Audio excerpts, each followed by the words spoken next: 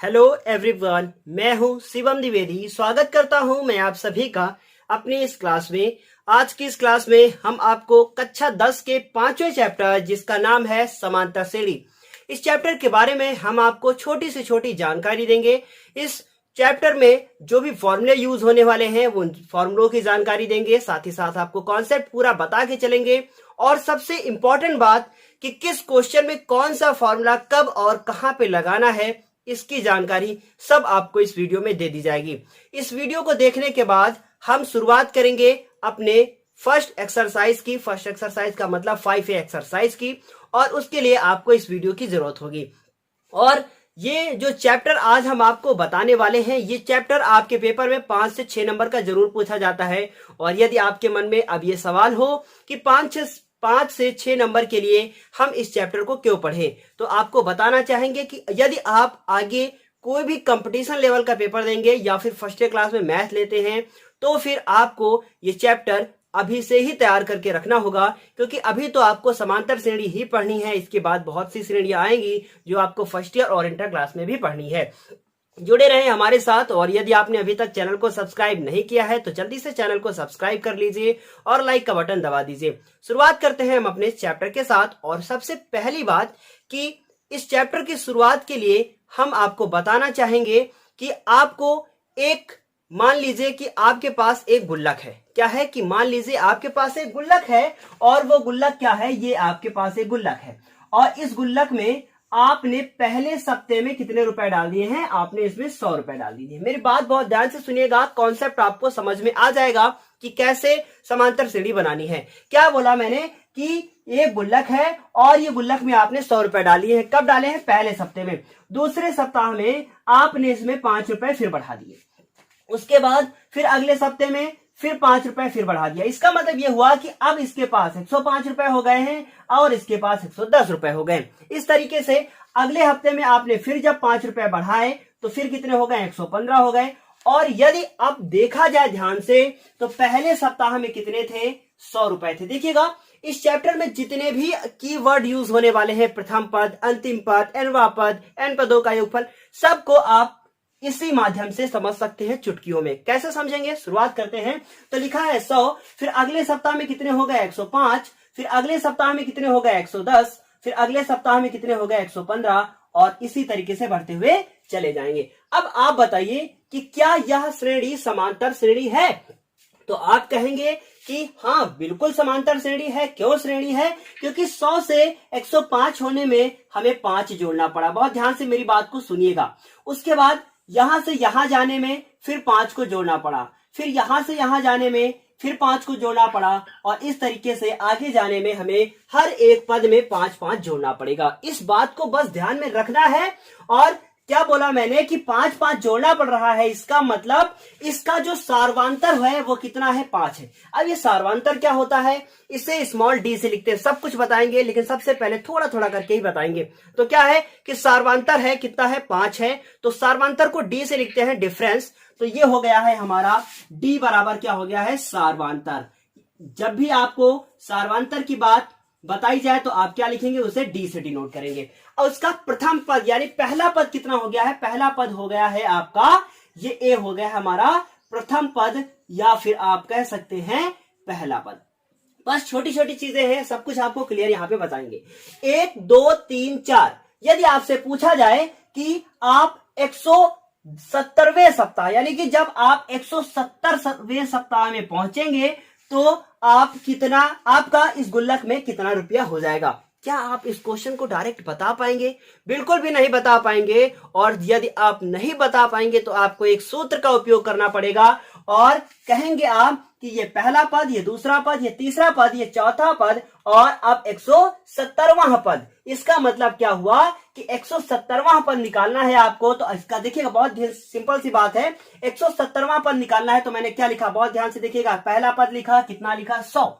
उसके बाद अब ये 100 लिख दिया। 170वां पद निकालना है तो उसमें से 1 घटा दीजिए, कितना बचेगा? 169। और उसके बाद आपको सार्वांतर से गुणा कर देना है। सॉल्व कर लीजिए, जितना आएगा 170वें सप्ताह में उतने ही रुपए आपके गुल्लक में हो जाएंगे। तो अब इसका फॉर्मूला कैसे बनाएंगे? इसका फॉर्मूला बनेगा हमारा nवा पद। बहुत ध्यान से सुनिएगा, क्या होगा? nवा पद, और nवा पद को लिखते हैं an से। क्या हुआ?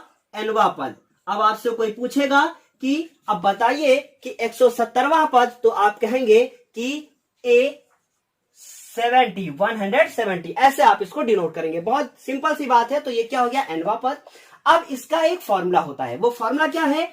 फॉर्मूला होता है an बराबर a प्लस, मैंने क्या कहा था? एक घटाना है तो क्या कर देंगे? n-1 कर देंगे और ये हो जाएगा d। इस तरीके से ये फॉर्मूला बन गया। ये फॉर्मूला हो गया हमारा nवा पद का। किसका फॉर्मूला बना? nवा पद का फॉर्मूला बना। अब इसे हम लोग चेक करते हैं कि क्या ये फॉर्मूला सही है और ये फॉर्मूला कैसे आया है।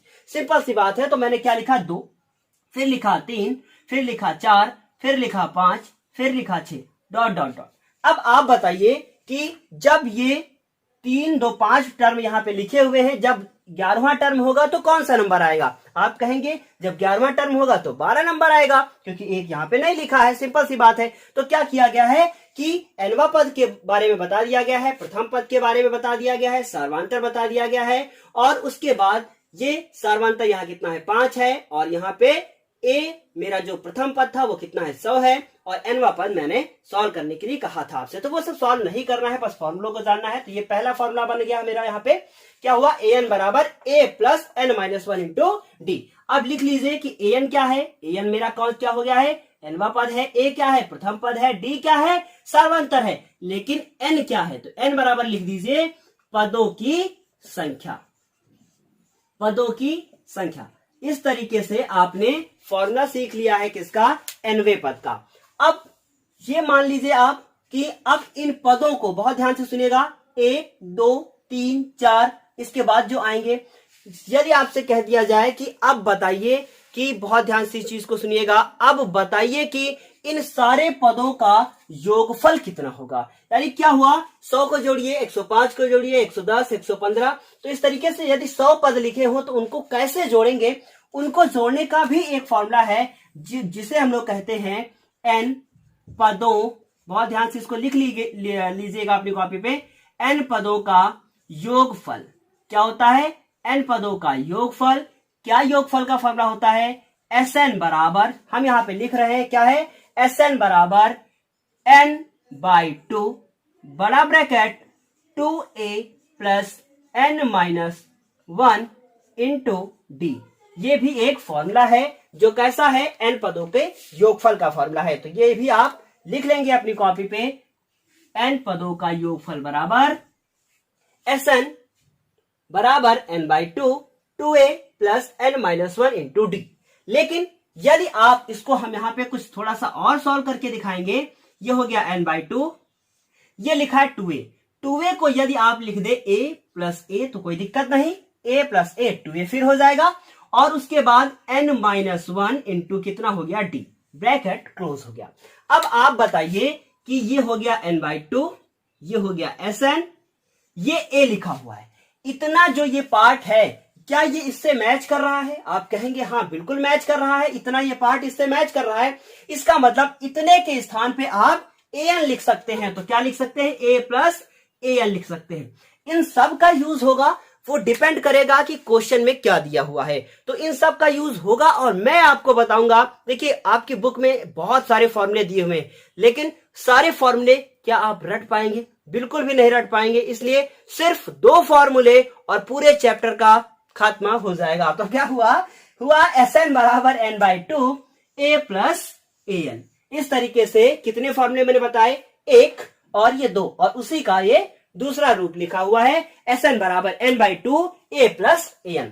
उम्मीद है इतना समझ में जरूर आया होगा, और यदि इतना समझ में आया है तो चैनल को लाइक और सब्सक्राइब करना बिल्कुल भी ना भूलें, और जुड़े हैं हमारे साथ, और अपने दोस्तों के साथ भी इसको शेयर करें, और जितना भी हो सके आप भी इसको शेयर करते रहें और अपने दोस्तों को भी बताते रहें, जुड़े रहें हमारे साथ। और सबसे इंपॉर्टेंट बात, इस क्लास के बाद तुरंत हम आपको दूसरी क्लास भी देने वाले हैं, और वो आपके लिए बहुत ही ज्यादा इंपॉर्टेंट है। तब तक के लिए धन्यवाद।